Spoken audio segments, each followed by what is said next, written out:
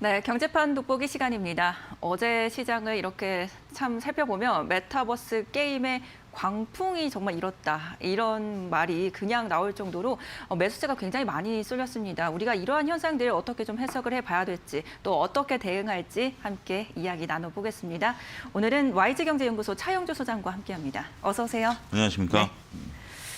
어제 정말 게임주랑 메타버스 쪽에 굉장한 강세들이 보였었는데 그렇습니다. 그러면서 연이은 증권사에서도 목표가를 상향 조정하는 움직임들도 나오고 있습니다. 저희가 그런 주가 산정이 적절하다라고 볼 수 있을까요?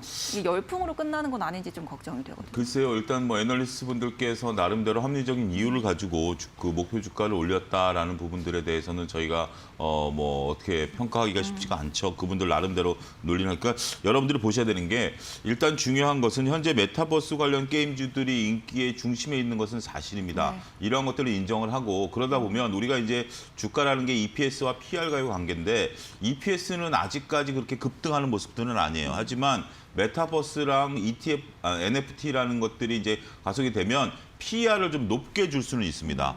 그렇기 때문에 목표 주가가 올라간다라는 면에 있어서 과연 어떠한 논리로 목표 주가를 올렸는가. 그러니까 예를 들어서 목표 주가를 10만 원에서 12만 원 올렸다. 이 사실이 중요한 게 아니고 10만 원에서 12만 원까지 20%로 목표 주가, 예를 들어 드리는 겁니다. 20%까지 주가를 올렸을 때 그 논리가 과연 타당한 것인가. 이런 부분들을 여러분들이 살펴보셔야 된다라고 말씀드릴 수가 있겠고 결국 메타버스로 가야 된다라는 것은 모든 게임 엔터주들이 가야 될 방향이다라는 거에 대해서는 부정하시는 분들은 없을 것 같아요. 하지만 말씀하셨다시피 지금 최근에 조금 약간 과열 양상도 보이는 것도 사실입니다. 어제 같은 경우 주가가 조금 조정을 받았죠. 하지만 이 메타버스 관련주들은 정말 거침없는 상승 흐름들을 보여주고 있는 상황 아니겠습니까? 따라서 더군다나 이게 지금 어제만 그렇게 올랐다 그러면 그렇게 우리가 이렇게 우려할 바는 아니죠. 그렇죠. 근데 지금 2달 가까이 이쪽 섹터들이 강하게 하고 있고 누구든지 지금 메타버스, NFT 얘기를 하고 있는 상황이라면 지금은 조금은 경계를 해야 될 시기가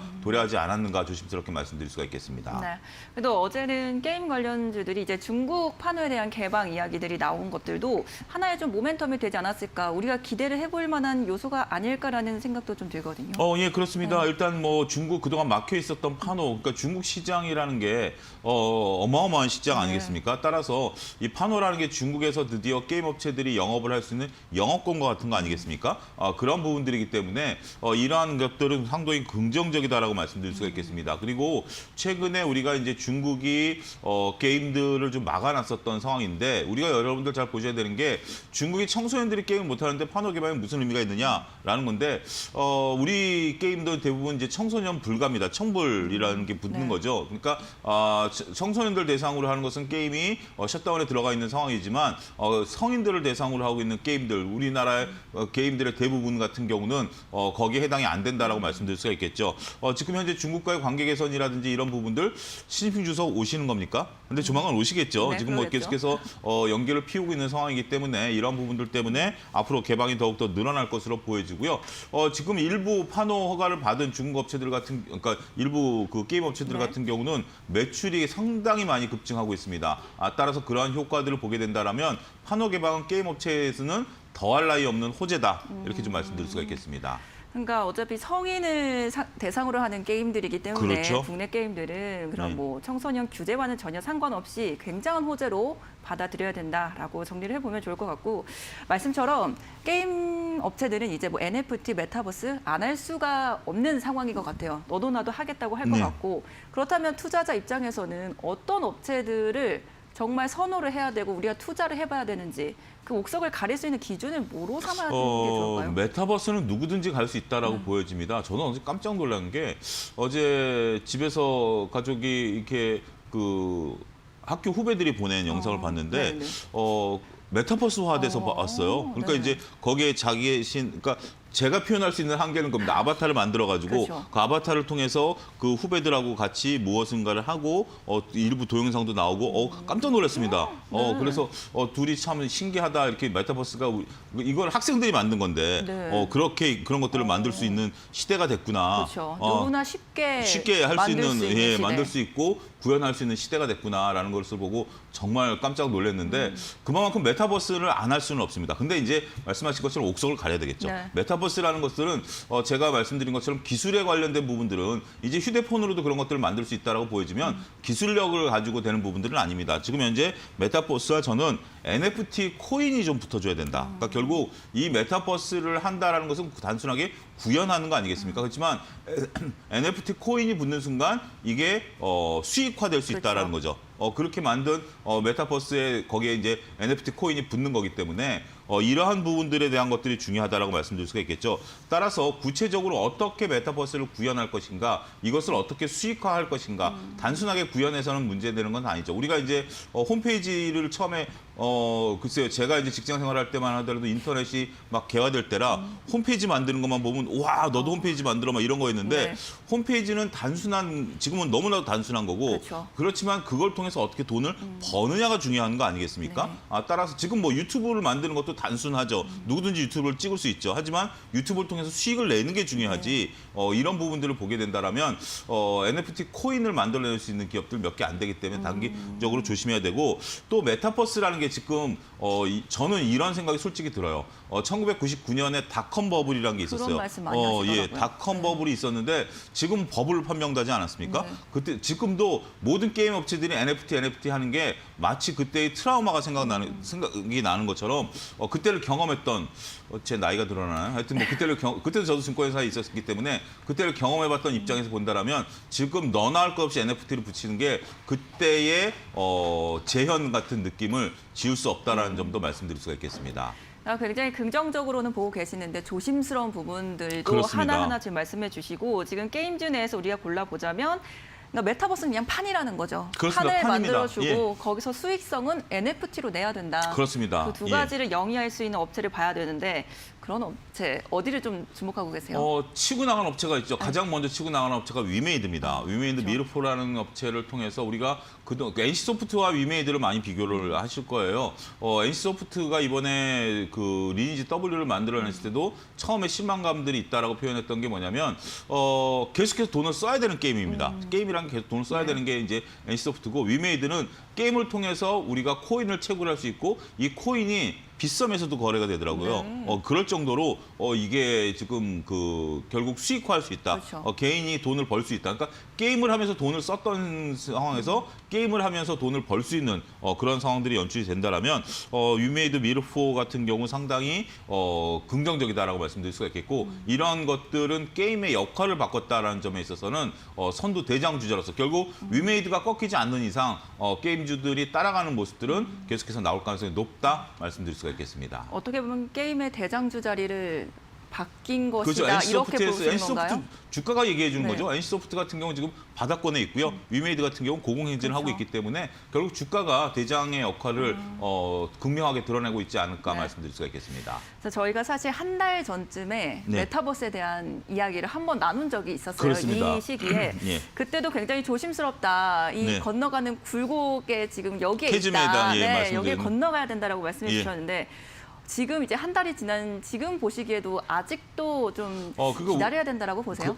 일단은 뭐 네. 주가는 뭐 거침없는 상승 흐름들을 보고 있습니다만 주식 시장이라는 게 주가라는 게 두 가지 패턴으로 오릅니다. 하나는 캐즘을 건너기 전에 결국은 뭐든지 이렇게 열풍이 불면 다 올라요. 네. 그렇지만 캐즘을 건너고 나서부터는 이제 실질적인 주식과 실질적으로 수혜를 보지 않는 주식이 분명히 나타난다는 네. 거죠. 지금 우리가 원전 관련해서는 다 오르지만 나중에 원전 수주를 받는 기업과 수주를 받지 않는 기업이 드러날 것입니다. 따라서 지금 같은 경우는 아직까지는 지금 뭐 NFT로 거래한다라는 거지만 느낌이 오세요? 쉽게 확 와닿지는 못하죠. 와닿지. 네. 그리고 과연 내가 NFT가 붙은 어떤 명화나 게임이라든지 이런 것들을 살 수 있다라고 생각을 하세요? 아직은 제가 해본 적이 없기 때문에 그러니까 해본 와닿지가 적도 않는 것 같아요. 그러니까 네. 이런 것들이 아직까지는 우리가 실생활에 있어서 내가 결국 지갑을 열고 내가 여기서 이것을 지불할 때 그럴 때 이게 되는 거기 때문에 저는 항상 경계를 해야 된다. 그러니까 너무 이게 거리를 둘 필요는 없습니다만 이게 우리 생활의 일상을 바꾼다라는 것은 맞습니다. 하지만 이런 것들이 실질적으로 지금 현재 누구든지 수혜를 볼 수 있다는 면에 있어서는 저는 여전히 경계감을 가지고 있다 말씀드릴 수가 있겠습니다. 네. 좋습니다. 네, 저희 계속해서 이제 메타버스와 관련을 해서 또 메타버스를 업고 상승하고 있는 게임주들 지금 체크를 해보고 있습니다. 어떻게 옥석 가리기를 해볼까 지금 이런 지금 의견을 내주셨어요. 메타버스는 판에 불과하고 그걸로 수익을 낼 수 있는 NFT 코인 사업을 집중적으로 하고 있는 그런 종목들을 선별해보자. 하지만 항상 경계감을 갖자. 이런 말씀이셨습니다. 이렇게 정리해보고요. 저희가 관련 종목들도 함께 체크해보겠습니다. 김나은 캐스터입니다. 경제판 돋보기 시간입니다. 요즘 NFT 메타버스가 스치면 상한가다라는 말이 있을 정도로 관련 소식이 있는 종목들의 주가는 나날이 신고가 행진을 이어가고 있습니다. 오늘 관련한 모멘텀 있는 종목들 만나보도록 하겠습니다. 먼저 펄업있습니다. 올해 6월 중국은 검은 사막 모바일에 대한 판호를 발급했는데요. 2년 4개월 만에 성공한 것입니다. 그리고 현재 중국 게임 시장 안에서 뚜렷하게 강세를 나타내는 MMORPG가 없고 중국 최대 게임 사이트 안에서 모바일 게임 기대 순위 2위에 올라선 만큼 흥행 가능성은 충분하다는 평가를 받고 있습니다. 무엇보다 펄어비스는 자체 개발 게임 엔진을 갖고 있어서 높은 퀄리티 게임 개발이 가능하다는 점 주목받고 있고요. 여기에 더해서 자사 게임의 블록체인과 메타버스 기술 적용을 검토 중이라고 밝혔습니다. 앞으로 출시되는 신작들의 블록체인 기술이 적용된다면 높은 퀄리티 게임을 기반으로 한 플랫폼 구축이 가능할 것으로 전망됩니다. 이미 메타버스 기업 하이퍼리얼에 지분을 투자하고 개발 중인 도깨비의 메타버스 제휴를 확대하는 등 메타버스 사업의 적극적인 행보를 나타내고 있는데요. 고공행진하고 있는 주가는 어디까지 이어질지 확인해 보시기 바랍니다. 다음으로는 드래곤플라이입니다. 대표 게임으로는 스페셜 포스가 잘 알려져 있는데요. 이 회사는 어제 블록체인 P2E 게임 서비스를 위해서 자회사 DF체인을 설립했다고 밝혔습니다. DF체인은 러시코인 재단이 운영하는 법인 블록 게임 체인과 드래곤플라이가 지분 반반을 출자해서 설립한 조인트 벤처인데요. 러시코인 재단은 홍콩에 설립된 가상화폐 회사로 러시코인을 발행합니다. 이 회사는 DF체인을 통해서 NFT 발행과 코인 입출금 등 P2E의 전체적인 생태계를 구축한다는 계획입니다. 이외에도 P2E 시장의 본토인 필리핀에서 가장 인기가 많았던 스페셜 포스 IP로 재런칭을 준비하고 있고요. 이에 더해서 다양한 라인업과 컨텐츠를 게임 체인이 보유한 블록체인 기술과 합해서 스팀과 같은 플랫폼 형태로 제공한다는 계획입니다. 이 소식에 어제 주가는 상한가를 기록하기도 했습니다. 계속해서 강한 시세가 이어질지 주목해 보시기 바랍니다. 마지막으로는 한글과 컴퓨터입니다. 회사는 싸이월드 Z와 합작법인인 싸이월드 한컴타운을 설립하고 메타버스 사업을 공동 추진한다고 밝혔습니다. 두 회사는 합작법인을 통해서 메타버스 생태계에서 한컴타운과 싸이월드를 연계한 공간을 공동 운영하고요. SNS 싸이월드 정식 오픈일인 다음 달 17일에 맞춰서 베타 서비스로 동시 공개한다는 계획입니다. 이 한컴타운은 한컴이 자체 개발한 미팅 공간 서비스인데요. 개인 아바타를 이용해서 가상 오피스에 출근하고 음성 대화 등이 전부 가능합니다. 한컴은 이렇게 싸이월드의 3,200만 잠재적인 사용자를 통해서 서비스 확산 토대를 마련한다는 계획입니다. 두 회사는 실생활이 녹아든 메타버스 플랫폼을 목표로 앞으로 이 공간에서 문서 콘텐츠나 NFT를 연계하는 한편 광고나 관광 등 다양한 사업을 해나간다는 목표인데요. 과연 성공적인 성과를 거둘 수 있을지 앞으로도 눈여겨보시기 바랍니다.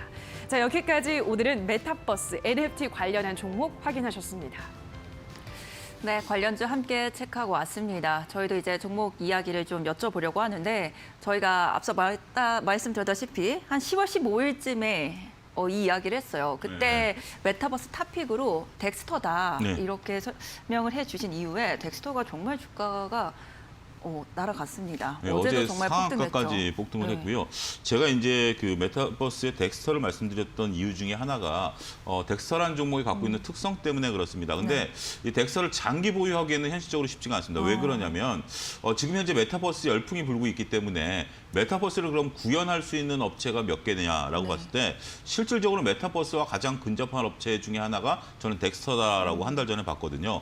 한 달 전에 덱스터를 본 이유가 메타버스의 어떤 정밀도라든지 아니면 가상세계 구현이라든지 이런 것들에 대해서 실질적으로 좋은 기술을 갖고 있다라는 거죠.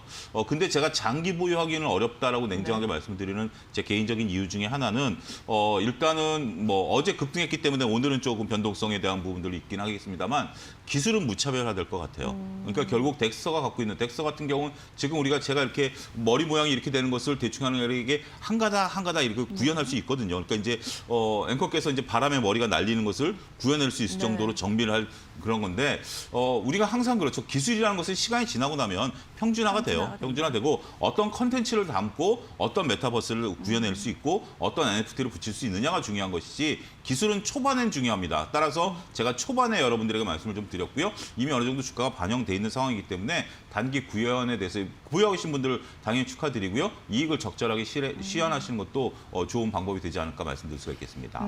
기술은 결국 평준화가 되기 때문에 그러면은 이제는 좀 콘텐츠 쪽에 더 집중을 하고 계시는 건지 어느 쪽을 더 보고 계시는 거예요? 일단은 지금 아직까지는 저는 뭐 컨텐츠로 가기에는 치고 나오는 컨텐츠가 별로 없다라고 앞서 위메이드를 말씀드렸기 네. 때문에 위메이드와 같은 코인들이 이제 몇 개 나눠질 거예요. 지금 뭐 NC소프트도 코인을 나눈다라고 하니까 이런 쪽들이 이제 좀 시간을 좀 지켜봐야 되고 지금 제가 말씀드릴 수 있는 것은 여전히 아직까지는 기술 쪽에 한계가 있다.